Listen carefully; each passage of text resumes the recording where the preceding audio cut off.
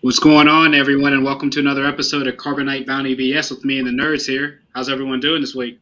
Oh, what a Good. great. Yay, Awesome. great. Yeah, Awesome. buddy. Awesome. Great, man. It's a real week, huh? It's the end already. The end I of know. the End. And Book of Boba Fett. So, The end, yeah. but the beginning. The beginning. correct. There we The go. end, but a new beginning. There we So, go. There we go. So yeah, if anybody's new to the channel, this is Carbonite Bounty BS with me and a group of our fellow nerd friends here. Just review all things Star Wars. This particular podcast in this series has been the Book of Boba Fett. So this is just basically our panel discussion for everybody to kind of get an idea, and for you guys to have those discussions, whether you're watching us live and or listening to us. But before we even get into a little bit of what we do, let's let our guy DP let you guys know where to find us at. Nerdcyclopedia.com. People, make sure that you're going to that site because you will see all your favorite platforms there, and you can add us at Nerdcyclopedia on Facebook, Instagram, and also on Twitter. Make sure that when you are on YouTube, if you're watching us right now, you hit that subscribe and notification button. So anytime that we're on, you know that we're on. If you're listening to us on podcast, radio, we are on iHeartRadio, Spotify, Google Play, Apple Podcasts, Stitcher, TuneIn, and anywhere that you listen to your favorite podcast, we are there. And most of all, send us some feedback to nerds at nerdcyclopedia.com. We love getting your feedback. And if you're on our Facebook group, it's Carbonite Bounty BS, a Star Wars group. Make sure that you're leaving us some feedback there. Appreciate that. And yeah, as we alluded to, so I mean, this is the end here of or at least the first full chapter or first complete graphic set here of the Book of Boba Fett. So we'll just start with kind of everybody's overall thoughts. We'll start with the Marshal down there. So, my first impression, I watched it a couple times today. My first impression was they've got the story connected back to the original trilogy. So everything that I enjoy about Star Wars is coming to volition here in this episode. You got a Rancor eating a minion. You've got Order 66 call out because the Power Ranger, you've got the good guys getting turned on in multiple scenes, cut scenes all at the same time, multiple call outs with dialogue, dispensed with the pleasantries. Great. I can't remember what the female Maud's name is, but almost all of her lines were Padme, almost identical.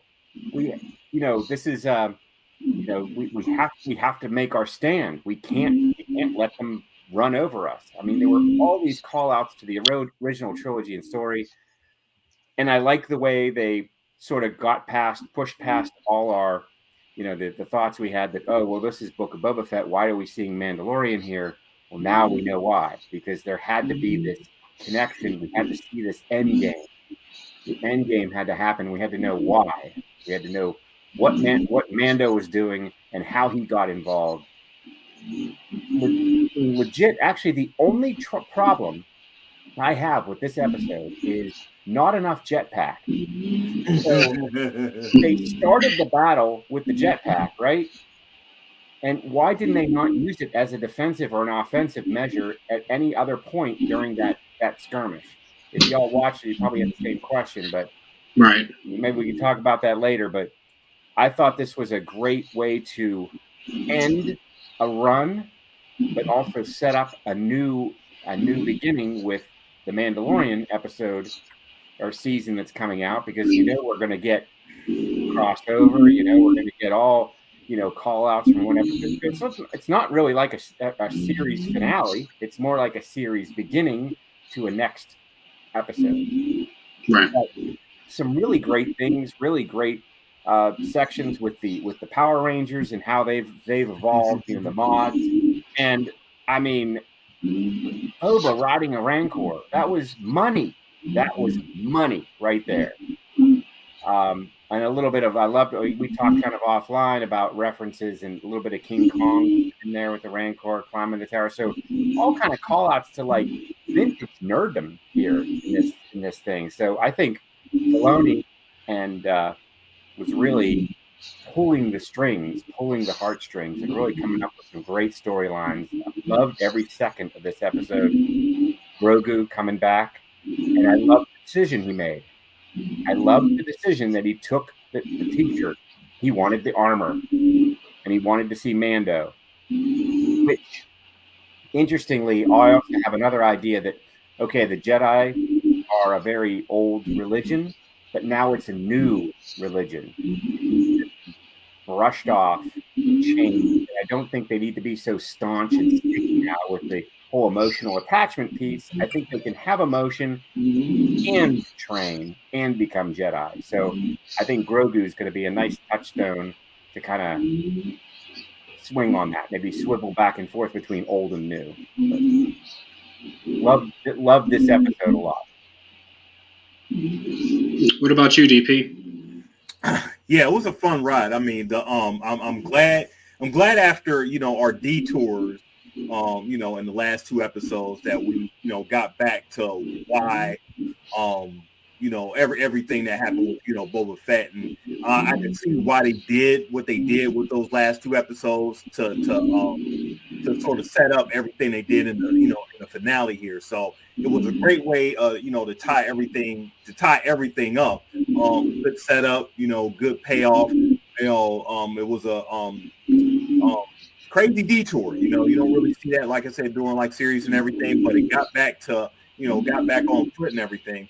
I would say that if I had any type of gripes about, the episode, it was that it could have used a couple more episodes. It could have been a longer season. It seems like these Disney Plus shows, they get out the gate, good, and they get you in and drawing into it, the characters and the plot and the story, and then you're looking at episode count. You're like, how are they going to finish this out? With only like 2 or 3 episodes left or a couple episodes left. And sure enough, while they did wrap up a lot of things here, I would have liked to see a lot more story and plot, to make everything just fit right. At least a couple more episodes, 10 at the most. It didn't need to be any more than that, but 7 was a little bit too short for me. I was disappointed in a couple things in the episodes, but I mean, we'll talk about that as far as like things that they did to characters that I really liked. But overall, it was a good ride. I mean, I enjoyed myself. I enjoyed myself this last episode. What about you, Hitch? For me, this was an episode, and they had written a lot of checks this season. I kept saying, that's a check they wrote. That's a check they wrote. That's a check they wrote. Well, I kept saying, that's a check they cashed. They cashed that check. They cashed it. They cashed all the checks they wrote this year. That is all you can really ask for from a TV show. I enjoyed that they brought Grogu back. I enjoyed that they put Grogu in the little co-pilot spot where the droid goes. That got the job done for me because they basically telegraphed that was going to happen, and it had to happen. R2-D2 piloting, an X-wing fighter. I said once again, just like with Mandalorian season 2, I know who has an X-wing like that.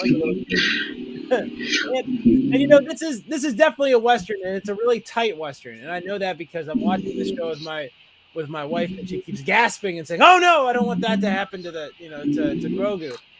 It's getting all these sorts of reactions just purely based on the plot. It's well put together. They brought in menacing, escalating tension and escalating threats gradually until it topped out with those crazy droids, which almost felt like something out of a Terminator series, like just out of a different sci-fi genre. I really dug this, and the only thing that, if I had to pick something, it's like the only thing I have a problem with is that you probably should not have killed off Cad Bane. Is he dead? Is he dead? See, that's the thing, right? It's Star Wars, and that's why we can all take solace in the fact that he's probably fine. The fight was good, though. Yeah. The fight was good. So I'm still faster. Oh. Great line. He could have been like the whole, like, just villain the whole episode. I would have been like totally satisfied. The Scorponok droids, those were from Clone Wars, right? Yeah, they were droidicas. And they were big ones. Yeah, they were really big ones. And correct me if I'm wrong, they shouldn't have been able to shoot through their own shields because the shields are energy weapons. Polarization. They did on Star Trek. It's fine. Yeah, they did it in they did it in episode. What was it? Episode 1. Yeah, off the bat. It was the Trade Federation. I thought that was a good menace. They paid off the Rancor. That was like another big cash check because they brought Danny Trejo in to tell us all about the Rancor's feelings, and then the Rancor just showed up and acted exactly like you didn't need to tell me that. That's why it's so cool that you did. We knew the Rancor was upset, not just angry. Yeah, and scared. Yeah, and scared. I really enjoyed this episode a lot. I'm excited for the future of Star Wars TV as well, which I think is the sauce that maybe was missing from the Game of Thrones finale, for instance, where they forgot to make me excited about the next piece of material. And now we're sitting here, and Tatooine is still the center of the Star Wars universe again. Boba Fett is one of the main characters of the Star Wars universe again. Obi-Wan Kenobi is one of the main characters of the Star Wars universe again. And to echo the thoughts of Ken, they're getting back to the basics, and that spirit of 77 that we talk about, where it's, what made Star Wars successful is a pretty space Western that had, interesting elements of different philosophies, and weirdo aliens and a Wookiee. And this show delivers all of those elements in spades, and it's just really great. Keeping it simple. Mm-hmm. Keeping it simple.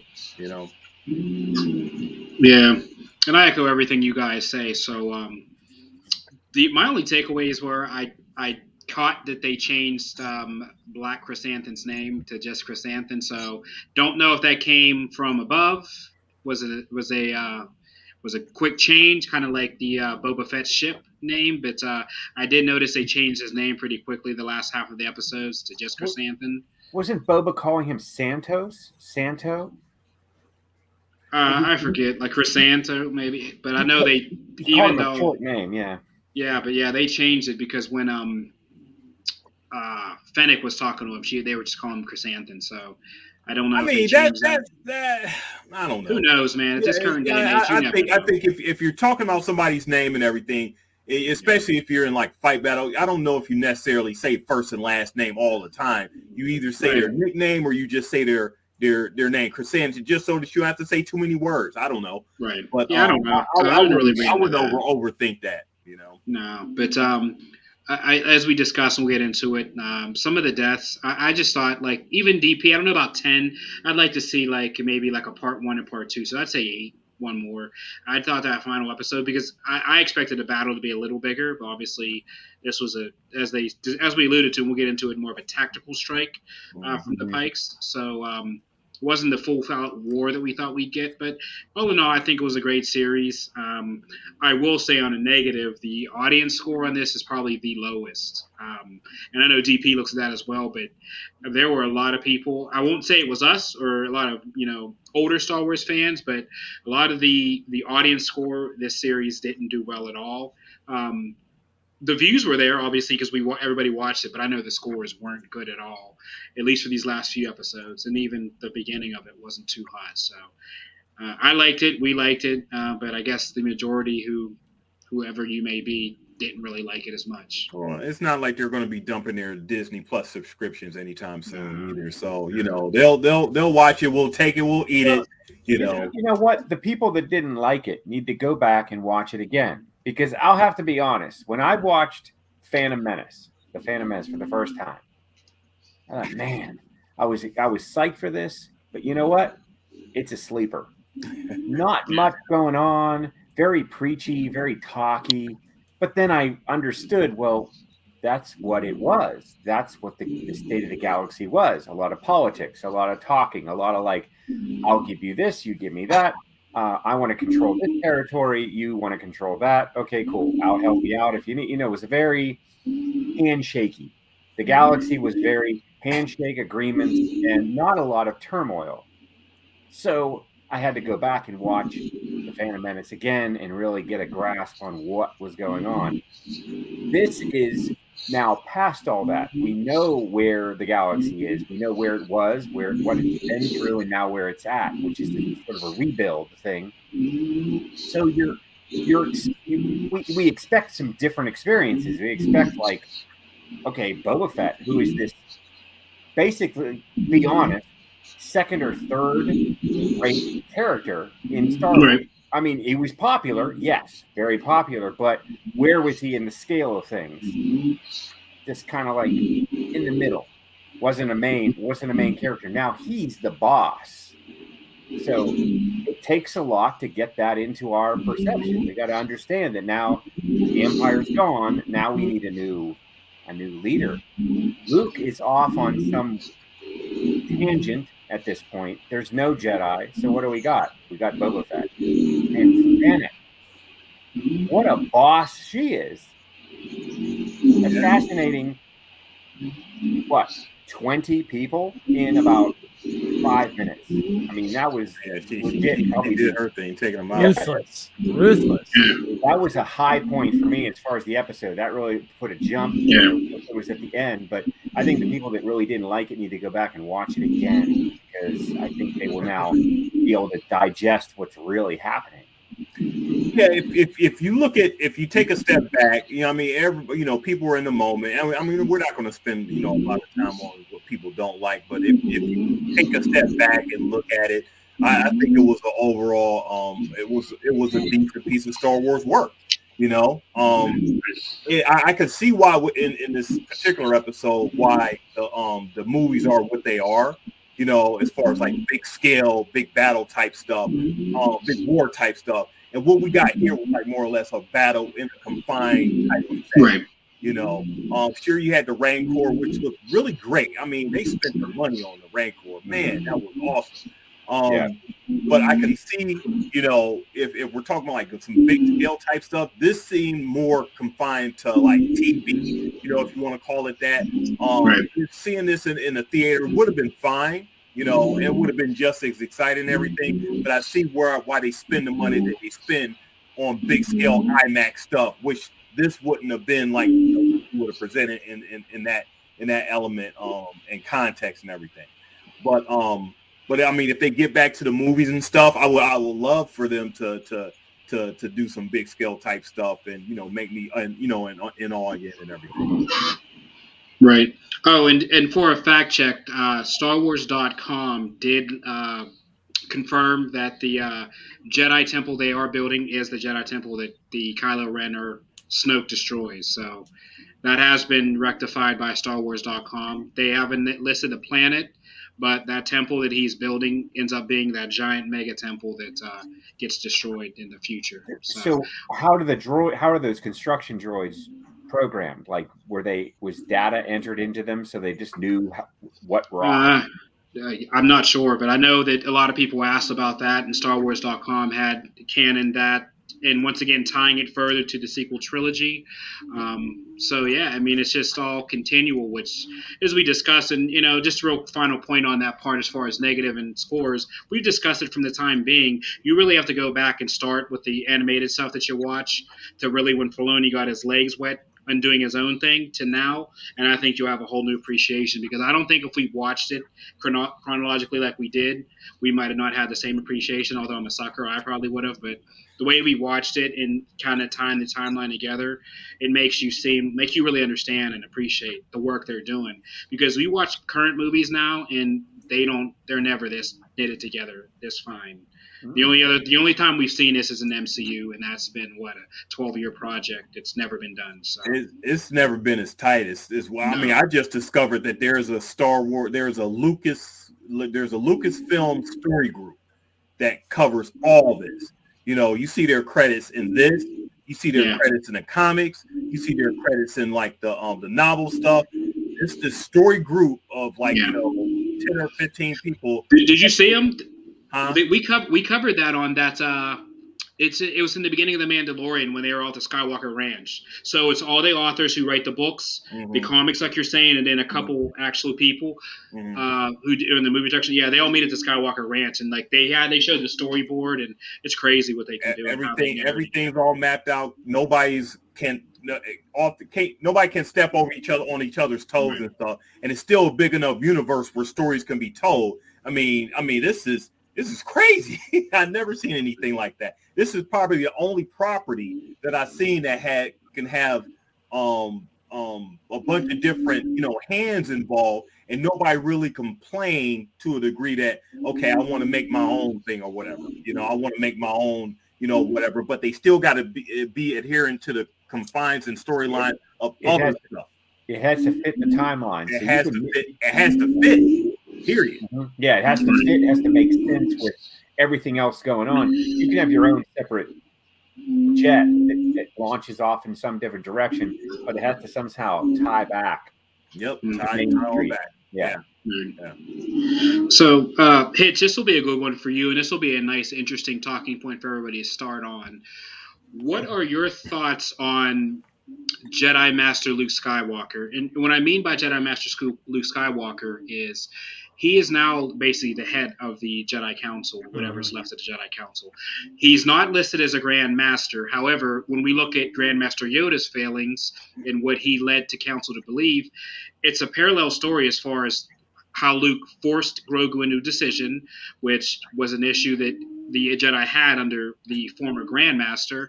And we see at the end, as we progress to the end of it, and his sorrow and loss, what ends up happening to Master Luke Skywalker. Really a complete story as far as how the Jedi still fail as a whole, as what Luke followed what Yoda taught him. And it really hit me that when I saw him force Grogu into that decision, because as we know in Qui-Gon and some of the wiser Jedi, that you don't have to make a finite choice. You can have more of your own individuality, such as the Qui-Gons and the Ahsokas. So I really liked how they played on that, and how she said, "You're like your father." And then he had his father's in him, but he also had Yoda's teachings as he was talking to Grogu. So what did you think about how they portrayed Luke, even in the sequel trilogy to even the prequels, and how they netted his character all together like that? It's interesting to see old Luke knowing that he was bad at this. The perspective, Luke's own perspective of his teaching is that he's not good.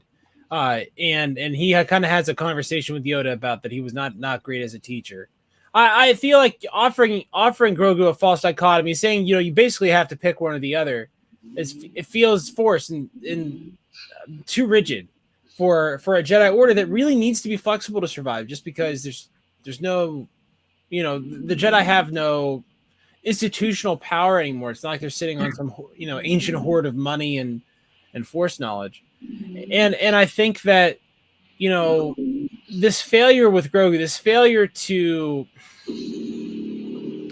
commit to the Jedi Order existing, right? It's like they have to exist within Luke's own parameters at this point. And so I think it's something that obviously he's going to fail later too. I mean, they're not really showing us a lot of the good stuff Luke does, because it seems to me, if I was thinking about this, this Luke Skywalker question. Luke Skywalker brings the galaxy hope. Why is that? Is it because he killed the Emperor? I don't know that that's it. So it almost feels like there's something else that has to happen between now and between Ben's 15th birthday in ABY 23 or whatever that is. Yeah. So there has to be Luke has to do some other sort of act as a Jedi to really cement his legacy, because teaching ain't gonna be it, seeing as how at the end of the end of the Skywalker saga he has one living student, and that's that's great. So I mean, you judge people how you want. If I'm training fighter pilots and 2 months in, at the end of the war, I have one living student. Am I a great fighter pilot trainer? I mean, I don't know. Yeah. What are your thoughts, Ken? So, I think that that Steel City is on to something with you gotta. Luke Skywalker has to be something more than what we've already seen. There has to be some other piece, because everything is fallen, the Jedi are gone, and here comes Luke out of the ashes. But he's got to do something else besides just to start the whole process over again, which failed. So something has to happen. He has to see that there needs to be a different path. And I think that's what – I don't think when he's giving Grogu that decision, giving him the choice, I think he's starting that path. I think Grogu made the right decision. Grogu made the decision based on his emotions and where he thought his power, his strength would be best served. Because what did he do? He ended up basically saving the day. He calmed the Rancor, right? What if he hadn't been there? What if he hadn't been there at that moment? That Rancor would have just destroyed everybody. It would have destroyed Mos Espa. It would have gone on and destroyed. I mean, it was on a tear. It had emotionally discharged itself. It no longer was bonded to Boba Fett. It was on a roll. So if Grogu wasn't there to calm it, and that's his power, he can unscrew a bolt and knock a leg out, but really his power is over nature, over the living force, which is really important with Yoda's training and with Luke's training. So he's not a fighter.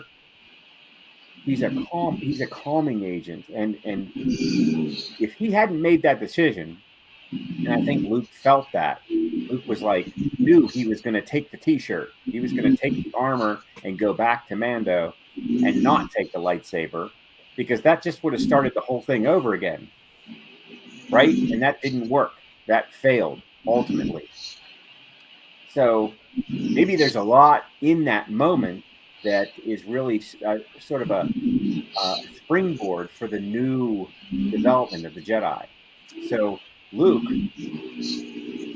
and I'm speaking from someone that I don't know all the other stories. I haven't read about the Academy. I don't know those stories very well, but I know there's stuff there, and I know Luke fell to the dark side multiple times, and evil used the dark side a lot, and he made those decisions based on random things that were happening in his life. But I think at this moment, Luke is doing the right thing with letting Grogu go, and I think that's a very important piece that I don't know where they're going to go with this, but I think we're seeing a side of Luke Skywalker that we are not really able to see in the original trilogy.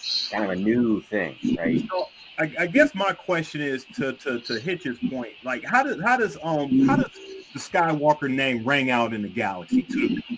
We know what Skywalker has done, with what we've seen him doing, how great he is and everything, especially with Anakin and like the wars that he's going through. The proof is in the pudding there with everything we've seen in Clone Wars with Anakin. So I can understand, like, his name ringing out, as far as like, Skywalker. When I'm thinking of Skywalker, I'm thinking of like Anakin, because he's been on the battlefield. He's been, through like the wars and all that stuff.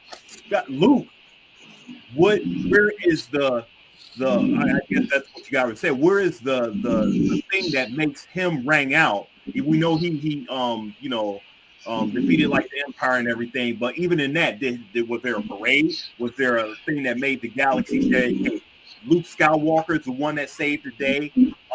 Where in the lore is it that after Anakin dies, Luke is the one that the people are, cheering on?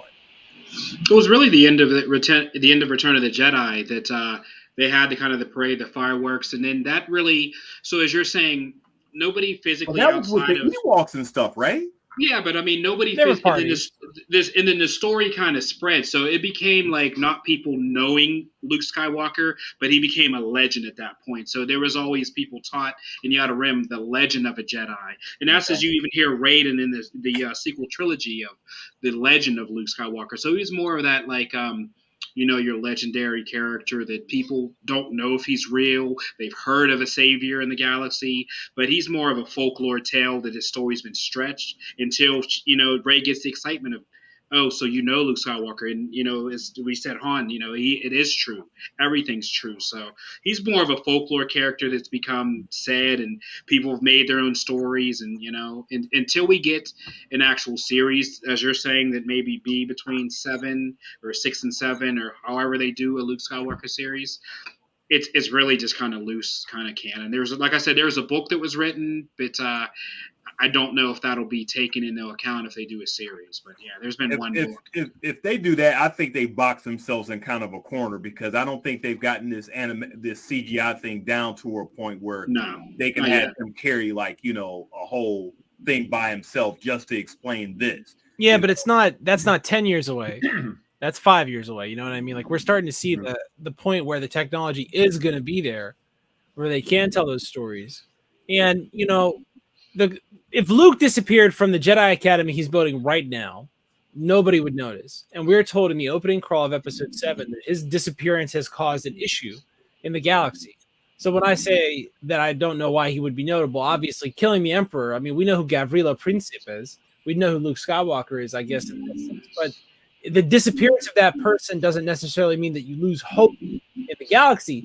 So I think when I say that there's something else he must do, I don't mean that he wouldn't be notable as much as I mean that he wouldn't be a symbol of hope and goodness in the galaxy, and his disappearance wouldn't cause such a problem. I mean, Gavrilo Princip died of tuberculosis.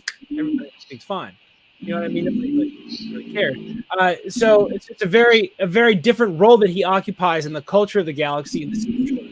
So my thinking is, you know, like a leadership role, or like something like that. They lose hope because he leaves. He must be do something besides kill the Emperor. If all he is the guy who killed the Emperor, that's past tense. Right. Who cares about what happened to the guy that did the thing before? Right. When we talk about hope, we talk about the future. We talk about what's going to happen. Right. So, and he left. He left again because what he had started again, based on the past, failed again. So he sort of banished himself from that. So, Well, as Hitch is saying, though, too, maybe they allude to him doing more Rogue Squadron things. I mean, he was an elite pilot in an X-Wing. I mean, why not have him do an episode or two of Rogue Squadron? He really liked being in the pilot seat, so maybe that's what furthers on. You know, that was back to his youth, his uncontrolled, his rambunctiousness, his you know, where he wasn't in control of anything, like rogue pilot, right? That's what rogue means. You're not. No one's got any control over you. You're not following any rules. You're rogue, and he was Rogue 5, so he was 5th in a line of a few rogues.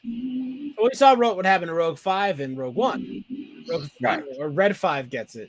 Right. You know, the whole idea of Luke Skywalker being a fighter pilot is almost like a cheat code, because he knows what's going to happen. So he's that good. So yeah, Luke Skywalker's a God mode. Exactly. Luke Skywalker's skill in an X-Wing are unparalleled by anybody, because there's no other Force people that use the Force anyway. You know, that's the Force is the equalizer. It like limits what you're able to do essentially across species.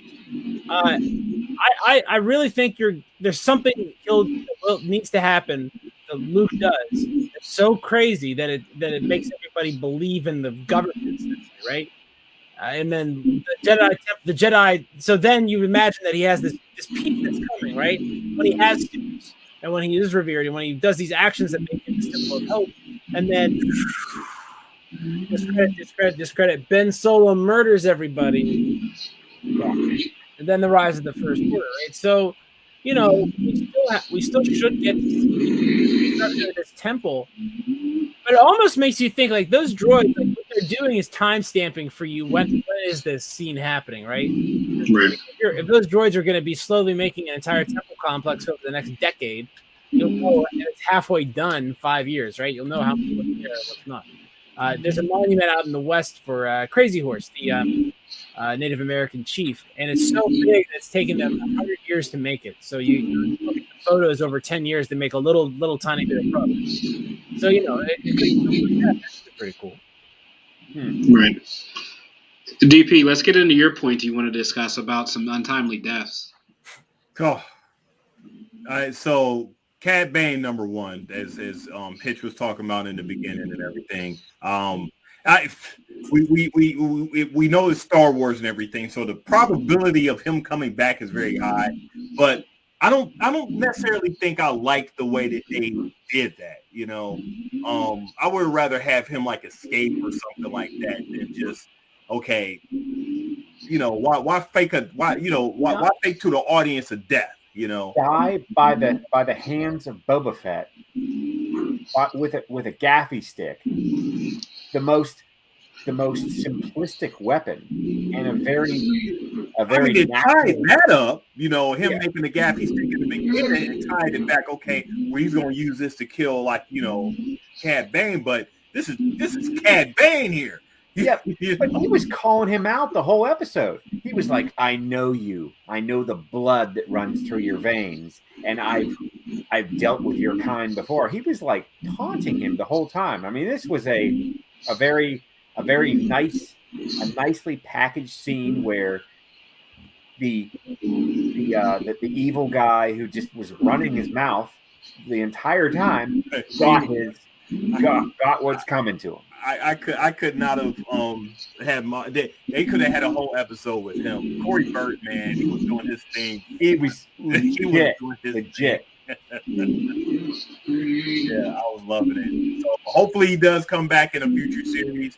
Obi-Wan or whatever. Throw in a back a tank, whatever. But they don't need to do that because they have so many different eras and streams of storytelling that if you put the same character can have no plot armor in some parts and lots of plot armor in different parts.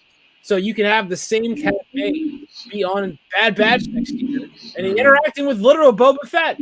Yeah. You can see all that stuff. If they want to show that to you, they can show it to you. And Cad Bane and Boba Fett would have plot armor because you know what happens to them later, right? It's one of the things that's interesting about this era of storytelling in the present Mandalorian is we don't really know what happens to literally any of these characters, and that's what makes it so exciting. That's one of the reasons we see more of them. I'm excited to see them. I want to see them flesh that out now. I feel like if we're talking about chapters they wrote in this animated series about time during the Galactic Empire, we should see Cad and Boba have interaction now. There's lots and lots and lots of history. We should even see Cad and Django interact. We should see that somewhere. Oh. Because there was something there, right? He kept calling out to his father. Right. He kept dissing his father. That's the other thing. What if somebody came up to you and started calling out your dad? You're like, wait a minute. Really? You're going to go there? I mean, I would have a little bit to say about that. So he was involving family in his taunts. So I think it was very fitting. A gaffy stick right to the chest, twisted to do the most, damage to the organs inside, and write the guy off. He'll be fine. Like his heart might not even be there. He's an alien. Yeah. I don't think he's dead. I mean, I think they'll bring him back, and maybe Boba hires him. I mean, he works. He's a paid bounty hunter, so maybe that he spares his life. Maybe there's a life debt. I don't know as far as the bounty hunter's creed. If you were to, bring him back, will there be a life debt there? I think we haven't seen the last of Bane personally. I'd like to see him, like I said, team up with him. I mean, it only makes sense if you're going to take Mando out the series. You got Cad Bane carrying it. I mean, it really is like a new crew. As we see in Star Wars, there's always a crew. He has his crew. Bring Hondo in. I mean, you literally can take out, Din, and then to be able to have him literally carry his own series at this point now, based on the characters that are out there. So, I'd like to see him. I mean, and as we saw the ending there, it's obviously the Marshal is going to get some upgrades there. So they brought the mod tattoo parlor into the back of the tank. So he's about to get fixed up here. Sign me up. How much does that cost? What is that? $50 an hour? Let's do some upgrades. Bring you back to life. Yeah. They did a great job tying stuff back up. Even to the point where Mando was like, where Boba asked him if he was sure he wanted to go and leave and everything, because he didn't have to stay. Mando was like, no, I'm gonna stay here. I made a promise, I'm gonna stay.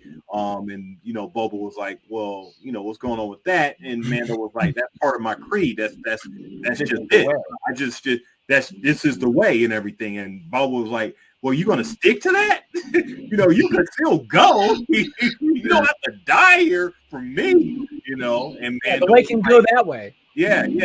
But everything that we seen in like the episode, the one episode, tied back to that. You know, it reminded us how dedicated and how dedicated Mando was to his principles and beliefs and everything. You know, so that was a great way to tie that back in, and it gave us a reason as to why Mando stuck around. You know. So I appreciated that, you know, element of storytelling. Like, you know, like I said, this whole episode is a tie-up, and it did a great job tying everything up. While I would have preferred more episodes to flesh some stuff out, it does a great job tying stuff up. It needed maybe I would have liked 2 more episodes. I like the idea of the 2-parter. I always like those.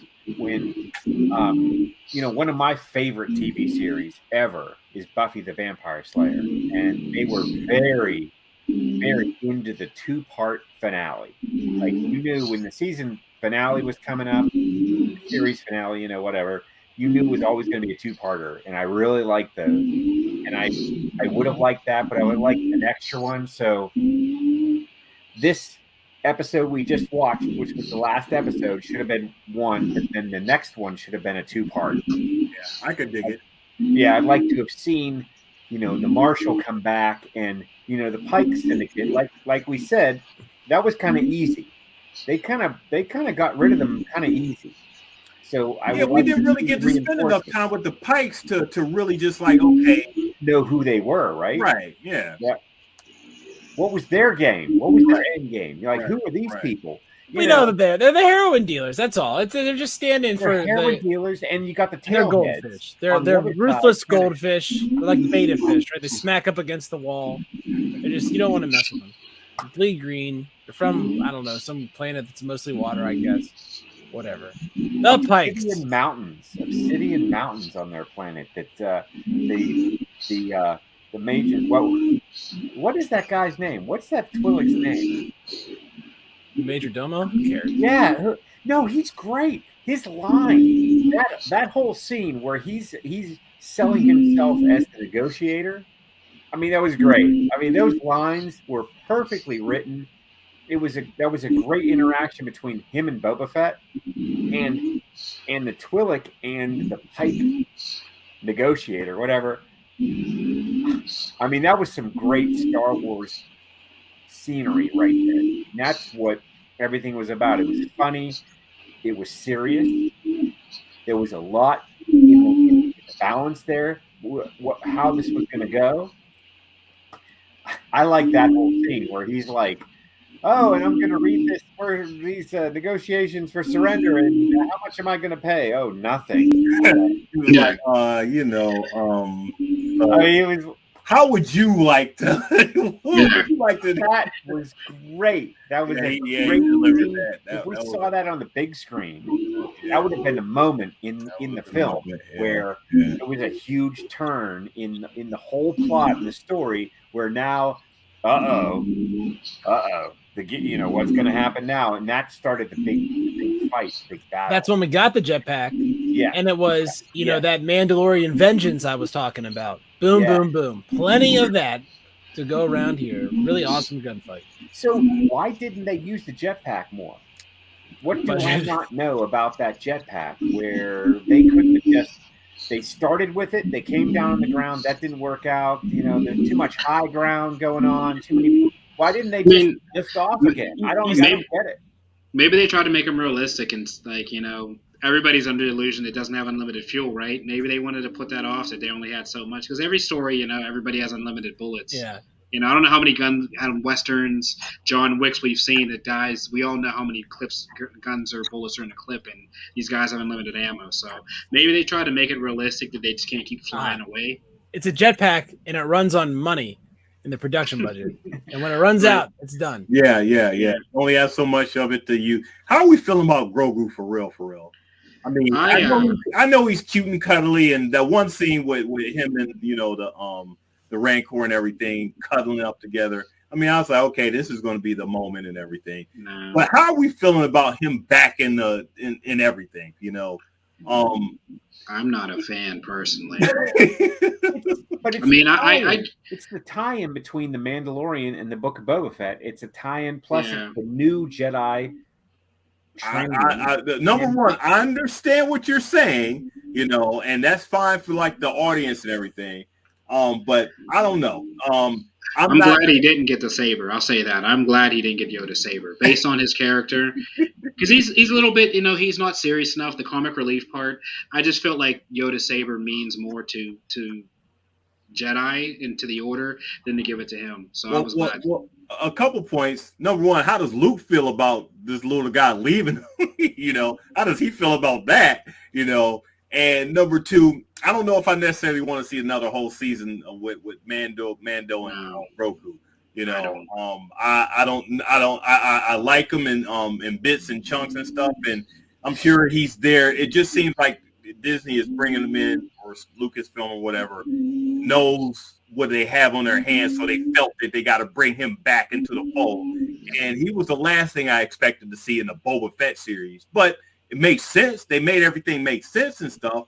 But still, I'm like, wow, really? You know, he sort of like took over, like he was the reason why the Rancor stopped rampaging and all that stuff. Like, you know, Rogue came in there, like, you know, Rogue came in there like to save the day. And sort of like, again, overtook, like, you know, Boba Fett's thunder and everything, if you want to call it. So I don't know if I necessarily want to see season 3 of Mandalorian, just him and Grogu just, you know, doing the same thing over again. But season 2, he was looking for the Jedi, man. Yeah. So there was like this quest, this destination point. But now he's just a Mandalorian. They're just Mandalorians. They're doing Mandalorian things out there in the galaxy. They need to forge Grogu some armor. They have, you know, this thrust to live, right? And so it's a little different because if I'm Mando, I'm not thinking about giving Baby G back, right? I'm not going to do that. Hey, I'm the way they put themselves in this corner, it makes sense. No, you're his dad and everything. So why would you want to give him up? And if he's back, no, you're not saying, okay, I need to send you off back to Luke or whatever. No, you're with me. You chose me. You didn't choose Luke. You chose me. So, you know, I understand, you know, if that's where they want the story to go, I'm fine with it. You know, I'm just saying that, you know, I personally don't necessarily want to see. I'm adverse to it. I'm not saying I don't want to see, because he's a great little, you know, cute character and everything. But I guess if I'm thinking on season 3, I want to see him more searching for his, you know, the other Mandalorians and get a little bit more history as far as that. You know, I'm just a Mandalorian fan, and I don't think Grogu sort of like fits all that. They tied it off, though, pretty well as far as why he doesn't need trained by Luke. I mean, he's how many 100 years old, and Luke unlocked his mind. So it was similar to like the Rey story, that he had some kind of training in him. And once Luke unlocked his mind, it kind of sped up that time frame to maybe Luke saw that he didn't need to train him. Maybe he was so far as an advanced Padawan based on how old he was that he doesn't need training. I mean, you see how easy he picked it up once his mind was unlocked. So because he said it's more like he's remembering. Yeah. Right. So that's their cop out from the training. Yeah, that's their cop out that he's already trained. Maybe Ahsoka in her series, when it comes out, will help to make this all make sense, because she seems to understand. She knows what's going on. Who is her teacher? Her teacher was Anakin. Yeah, the ultimate Jedi. The reason this whole story, everything, the reason this whole thing that we're talking about is Anakin Skywalker, and who is she directly influenced by? So she has knowledge that we don't even know yet. Like, she has ideas and theories that we don't even know yet, because she fought beside him. She trained beside him. I think she had a crush on him. So there was a lot of emotion. So when her series comes out, I think we're going to get a lot of feeling. I think we're going to connect the dots here. I hope we're having right now. That Luke and Ahsoka conversation, just conversation. How was your dad? How was my dad? Yes. Yes. Tell me about, things he did like this. How was he really like? I didn't know him. She just breaks it all down. That would be that's a bottle episode just waiting to happen. Right. You not think we're going to see that in the Filoni-verse? We are going to see that. We are going to see it, and we're going to be like, oh, yeah, that makes sense. That's why this all happened. What are the odds? I know this is later on down the line. It's not scheduled, but what if we get that Vader series and he gives her saber back? Like, how iconic would that be? Oh, from that scene, the end. From the ending, he still has her, right? Because we know, and if you haven't seen it, the trailer or the poster of on May 25th, the Obi-Wan series, the lightsaber in his hand is Anakin's. So that's not his lightsaber. He has his on his belt, and he has Anakin's in his hand. So what if we get about, right? We'll find out in a few months. It looks like, right? Hooray! For all our nerds out there, more content, more money. So I don't have another debit card to hand Disney yet, but we'll get it ready for him. They can put it out at least now, so I don't have to waste an extra month. Well, look, he's got money. Yeah. I mean, they got it. So hopefully we get I can play all I want. I'm not canceling my Disney subscription. No way. I paid for it for the year, so I'm not. I don't think they do refunds. So I think it's okay. In between the brand new Star Wars TV shows that I've been begging for the last 38 years and counting now, right? Between that, I guess their capture of every single episode of The Simpsons ever will have to tide me over. Right. Yeah, I mean, a lot of things we discussed. There's Rogue One watch through. So yeah, guys, please stay tuned as we have a ton of content coming for you. So we'll always be here, and we want to get back to some of those debates as well when we talk about Luke. We're going to do some episodes based on just kind of our thoughts on where this character goes, and maybe do some like Boba Fett episodes where with the character we kind of bring full circle the character and have a debate on what we think about him, what we thought, how his growth is, where we'll go in the future. So all sorts of things. So guys, please stay tuned as there is a lot more content till we get to our premiere of the evening of May 25th when we see our next series. Can't wait. Obi-Wan. So definitely, guys, I got a lot of stuff planned for you throughout this time. Before we finish up here, Kendo, as we finalize, I guess, Boba Fett here, and look, I mean, we obviously know what's coming forward. What is your takeaway from the ending as far as we know the Marshal's alive? I know we discussed we want to see more of it. Where do you want to see Boba Fett, if it's the second chapter of this book, of these inner chapters or whatever we want to see, the second act, we'll say, of the book of Boba Fett? Where do you want to see it go? I see him getting control back, getting a good hand on control of Mos Espa and Mos Eisley, and controlling the planet of Tatooine. And I see him influencing other systems, and I see him, maybe the planet next door might want to get a part of that. Hey, we want that same sort of content and safety. We want to know that we're in the right hands. We don't want to know that our leader is looking out for our best interests. Because think about it. That's what we want. Don't we want our leaders to think about our best interests and not betray us just because, stuff isn't going their way? What did he say? He said, Mos Espa, these are my people. I'm not going to betray them. He said that. What did he do? He did not betray them. He did not leave. I think they're building Boba Fett to be a really strong human character.